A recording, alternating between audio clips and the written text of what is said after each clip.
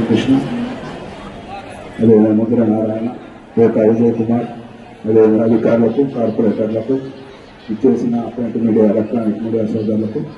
ఈ కార్యక్రమంలో పాల్గొన్న తిరుపతి పుర ప్రజలందరూ కూడా స్వాగతం చెప్తూ, మీ అందరికీ తెలుసు ఏదైతే తెలుగుదేశం పార్టీ అదేవిధంగా నందమూరి తారక రామారావు గారు కానీ చంద్రబాబు నాయుడు గారు కానీ అధికారంలో ఉన్నప్పుడు ఏదైతే ప్రజలు ఏది కోరుకుంటారో ఆ కార్యక్రమాలు చేసేది ఆనవాయితీగా రావడమే కాకుండా రాబోయే తరాలకు మార్గదర్శకంగా ఏ విధంగా ఉండాలి, రాబోయే తరాలు మన పిల్లలందరూ కూడా ఆరోగ్యవంతులుగా ఎలా ఉండాలి అనే కార్యక్రమాలు చేయడమే కాకుండా ఈరోజు స్వచ్ఛాంధ్ర స్వర్ణాంధ్ర కార్యక్రమాల్లో భాగంగా ఎలక్ట్రానిక్ గుడ్స్ కు సంబంధించిన వేస్ట్ మెటీరియల్ అంతా ప్రతి ఇంట్లో కూడా పాడైపోయిన టీవీలు ఉంటాయి, పాడైపోయిన కంప్యూటర్లు ఉంటాయి, పాడైపోయిన ఇతర ఎలక్ట్రానిక్ గుడ్స్ అన్ని కూడా ఉంటాయి. వాటన్నింటినీ కూడా ఈరోజు సేకరించే కార్యక్రమానికి శ్రీకారం చుట్టడం, ఏదో మనం ర్యాలీగా వచ్చాము కార్యక్రమం అయిపోయింది అనే విధంగా కాకుండా ఇచ్చేసిన మీ అందరూ కూడా మీ ఇళ్లలో కానీ మీ యొక్క వార్డులో డివిజన్లో కానీ అలాంటి వేస్ట్ ని ఏదైతే సచివాలయ సిబ్బందికి అందజేసి, ఎందుకంటే అన్ని రకాలైన వేస్ట్ కన్నా కూడా ప్రమాదకరమైంది ఎలక్ట్రానిక్ గుడ్స్ నింపించే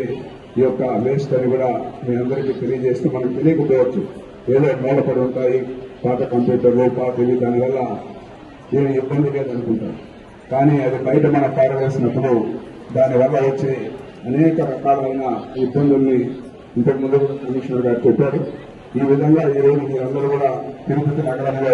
లక్షలాది యాత్రికులు శ్రీవారి దర్శనానికి వస్తూ ఉంటారు. మన ఆరోగ్యమే కాకుండా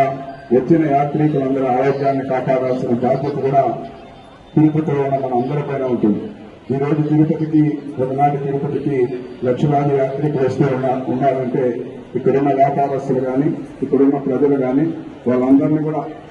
సాధారణంగా వాళ్ళకి ఎలాంటి ఇబ్బందులు లేకుండా ఇక్కడ పనిచేస్తున్న అధికారులందరూ కూడా పోలీస్ డిపార్ట్మెంట్ కావచ్చు, రెవెన్యూ కావచ్చు, నగరపాలక సంస్థ, తిరుపతి అర్బన్ డెవలప్మెంట్ అథారిటీ, ఈ విధంగా అందరూ కూడా ఒక మంచి వాతావరణంలో పనిచేస్తున్నందువల్లనే యాత్రికులందరూ కూడా రావడం ఎక్కువ అధికంగా అవడానికి కారణాలు ఇవన్నీ కూడా. ప్రశాంతమైన తిరుపతిని కోరుకుంటాం, ఆరోగ్యకరమైన తిరుపతిని మనం అందరూ కోరుకుని వచ్చే యాత్రికులు మనమే అందరూ కూడా